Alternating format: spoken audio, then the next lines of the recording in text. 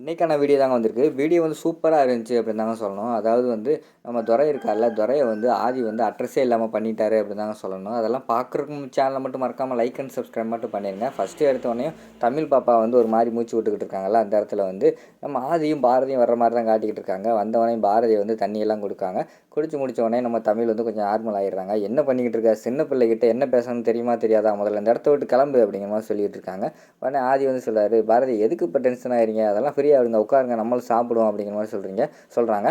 உடனே என்ன ஆதி நீங்கள் பேசிக்கிட்டு இருக்கீங்க, அவன் சின்ன பிள்ளைகிட்ட என்ன பண்ணிக்கிட்டு இருக்கான், அவனை வச்சுக்கிட்டு நம்ம சாப்பிடவா அப்படிங்கிற மாதிரி சொல்லிட்டு இருக்காங்க.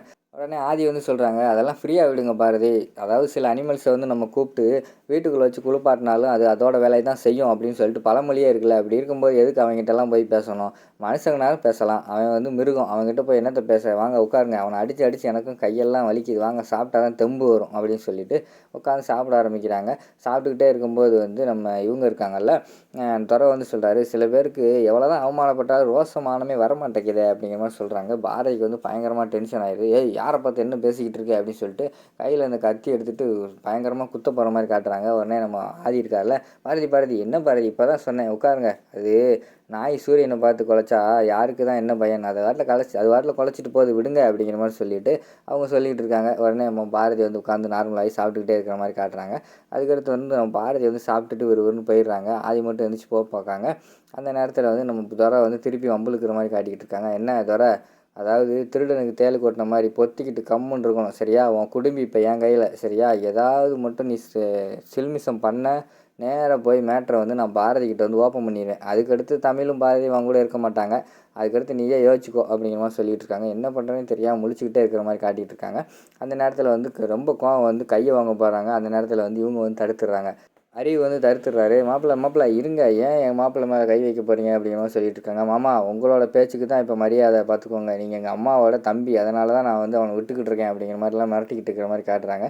இங்கே பாருங்கள், அதெல்லாம் அப்போயே முடிஞ்சு போச்சு. நானும் எங்கள் அக்காவோட மகன் சொல்லி தான், அதுவும் இல்லாமல் நான் தூக்கி வச்ச பையன் சொல்லி தான், தூக்கி வளர்த்த பையன் சொல்லி தான் உங்கள் மேலே பாசமாக இருக்கேன். ஏன்னா அவ்வளோதான், நான் எவ்வளோ பெரிய கிரிமினல் தெரியுமா, என்னை பற்றி உங்களுக்கு தெரியுமா, நானே பெரிய கிரிமினல், அதை விட என் மாப்பிள்ளை சொல்லவா வேணும், மண்டக்கோளாறு உள்ளவன், அது 2 பேர் சேர்ந்தால் என்னன்னாலும் பண்ணுவோம், பார்த்து இருந்துக்கோங்க அப்படிங்கிற மாதிரி சொல்கிறாங்க.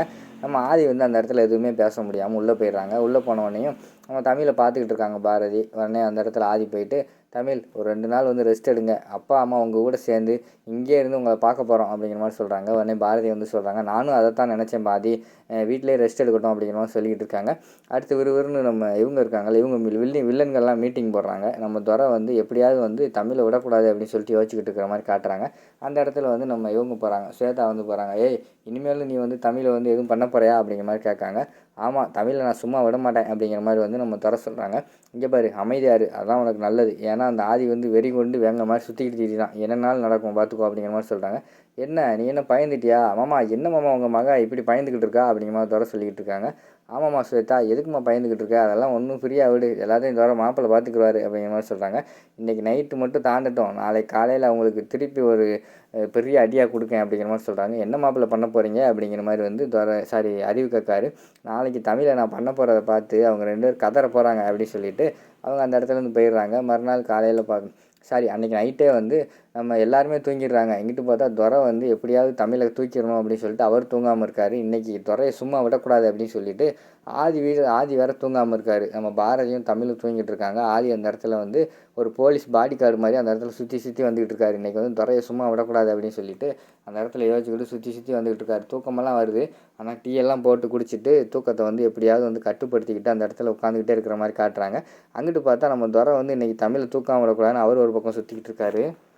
அதோட அந்த சீனை வந்து முடிச்சிடுறாங்க. மறுநாள் காலையில் வந்து நம்ம சாரதா வந்து டிஃபன் சாப்பாடு எல்லாம் கம்மன்னு எடுத்து அங்கே டைனிங் டேபிளில் வச்சுருக்காங்க. அந்த இடத்துக்கு வந்து நம்ம ஆதி பாரதி 2 பேர் வராங்க, வந்து சாப்பிட வராங்க. அப்போ வந்து சாரதா வந்து கேட்காங்க, அம்மா தமிழ் என்னம்மா பண்ணுறா அப்படிங்கிற மாதிரி வந்து நம்ம பாரதி கிட்ட கேட்காங்க. பாரதி வந்து சொல்கிறாங்க, அத்தை அவள் கொஞ்சம் டயர்டாக இருக்கான்னு நினைக்கிறேன், நல்லா தூங்கிட்டு இருக்கா, கொஞ்சம் நேரம் கழிச்சு சாப்பிடுவா அப்படிங்கிற மாதிரி சொல்கிறாங்க. சரி நீங்கள் உட்காந்து சாப்பிடுங்க அப்படின்னு சொல்லிட்டு அவங்க சாப்பிட்டுக்கிட்டு இருக்காங்க.